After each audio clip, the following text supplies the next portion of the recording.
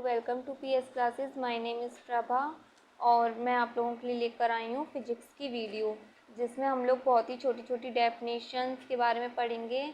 Science 3 parts में divide होती है, फिजिक्स, केमिस्ट्री एंड बायो। तो सबसे पहले हम लोग फिजिक्स को कंप्लीट करेंगे, उसके बाद में केमिस्ट्री और उसके बाद में बायोलॉजी। तो फिजिक्स में छोटी छोटी डेफिनेशन होती हैं, जैसे बल क्या होता है, सदिश राशि, अदिश राशि। तो मैंने आपको इससे पहले जो वीडियो डाली थी तो मैंने उसमें बताया था कि मैं एक आप लोगों के लिए शॉर्ट्स वीडियो डालूँगी। तो शॉर्ट तो नहीं, लेकिन मैं लॉन्ग ही 5-6 मिनट की वीडियो रहेगी मेरी, और इसमें मैं आपको छोटी छोटी चीज़ें क्लियर करूँगी, जैसे न्यूटन क्या यूनिट क्या होता है, एंड बल क्या होता है, फोर्स क्या होता है। तो ऐसी छोटी छोटी चीज़ें मैं आप लोगों को इस वीडियो में क्लियर करूँगी। तो सबसे पहले हम लोग जान लेते हैं कि जो फिजिक्स की जो खोज की थी वो किसने की थी। तो जो फिजिक्स की खोज की थी वो किसी हम एक वैज्ञानिक का नाम नहीं ले सकते हैं, क्योंकि फिजिक्स की खोज करने वाले काफ़ी लोग थे, जैसे कि सबसे फर्स्ट न्यूटन को आधुनिक भौतिक का जनक माना जाता है। अल्बर्ट आइंस्टीन को शास्त्रीय भौतिक का जनक माना जाता है, और गैलीलियो को खगोल विज्ञान के योगदान के लिए माना जाता है। मतलब उसमें खगोल विज्ञान में जो उन्होंने योगदान दिया था उसके लिए उन्हें इसका जनक माना जाता है। अब सबसे पहले आते हैं डेफिनेशन की, फिजिक्स की जो यानी कि भौतिक की जो परिभाषा है वो क्या होती है। भौतिक प्रकृति विज्ञान की वह शाखा जिसमें हम द्रव्य यानी कि मैटर तथा ऊर्जा और उनकी परस्पर क्रियाओं का अध्ययन करते हैं। यानी कि हम इसमें किसके बारे में पढ़ते हैं, एक तो द्रव्य और एक एनर्जी के बारे में पढ़ते हैं। इसके बाद में आता है जो हमारा सबसे पहला टॉपिक है। फिजिक्स के अंदर कम से कम 22-21 के समथिंग टॉपिक हैं। तो हम लोगों का जो फर्स्ट टॉपिक है वो हमारा न्यूटन यूनिट है, यानी कि मात्रक।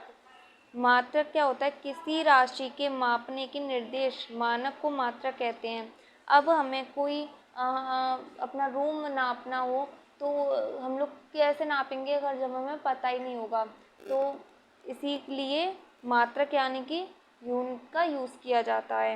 ये मात्रक 2 प्रकार के होते हैं, मूल मात्रक एंड व्युत्पन्न मात्रक। तो मूल मात्रक ऐसा पद्धति में मूल मात्रकों की संख्या 7 होती है। पहले CGS पद्धति होती थी, लेकिन अब हो गई है SI। तो ये हम लोगों के 7 होते हैं। जो भौतिक राशियाँ होती हैं, लंबाई, द्रव्यमान, समय, ताप, विद्युत धारा, ज्योति तीव्रता और पदार्थ का परिमाण। इसकी जो मूल मात्रक होती हैं, लंबाई का मीटर होता है, द्रव्यमान का किलोग्राम होता है, समय का सेकंड होता है, ताप का केल्विन होता है, विद्युत धारा का एम्पियर होता है, ज्योति तीव्रता का कैंडेला होता है, और पदार्थ का परिमाण क्या होता है, मोल। इनके जो संकेत हैं, जैसे कि मीटर को M, किलोग्राम को kg, सेकंड को S, केल्विन को K, एम्पियर को A, कैंडेला को CD एंड मोल को MOL का है, यानी कि E हटा दी गई है। SI के संपूरक मूल मात्रक, जैसे कि समतल कोण और घन कोण। समतल कोण का जो मूल मात्रक होता है वो होता है रेडियन, और घन कोण का जो होता है वो होता है स्टेरेडियन। और इनके जो संकेत है वो है रेड और SR। अब इसमें आते हैं कुछ पुराने जिनके अब न्यू नेम चेंज होकर आए हैं, जैसे कि ताप का क्या है, डिग्री सेंटीग्रेड होता था पहले, और अब क्या होने लग गया है, डिग्री सेल्सियस। आवृत्ति का कंपन प्रति सेकंड, और अब है न्यू नेम हर्ट्ज। ज्योति तीव्रता का कैंडेला, और अब है कैंडेला। अब आते हैं व्युत्पन्न मात्रक क्या होता है। वे सभी मात्रक जो मूल मात्रकों की सहायता से व्यक्त किए जाते हैं व्युत्पन्न मात्रक कहलाते हैं। अब हमारे पास ये कुछ पॉइंट्स लिखे हुए हैं, वो उनको देखते हैं। खगोलीय दूरियों को मापने के लिए प्रकाश वर्ष का प्रयोग किया जाता है। प्रकाश वर्ष की चाल हमेशा एक समान रहती है, और प्रकाश दूरी का मात्रक है। प्रकाश किसका मात्रक है, दूरी का। तो एक प्रकाश वर्ष इक्वल टू 9.46 × 10⁻15 मीटर। दूरी मापने की सबसे बड़ी इकाई पारसेक है। एक पारसेक इक्वल टू 3.26 प्रकाश वर्ष इक्वल टू 3.08 × 10⁻16 मीटर। बल्कि CGS पद्धति में मात्रक डायन एवं SI में मात्रक क्या होता है, न्यूटन। तो 1 न्यूटन इक्वल टू 10⁵ डायन।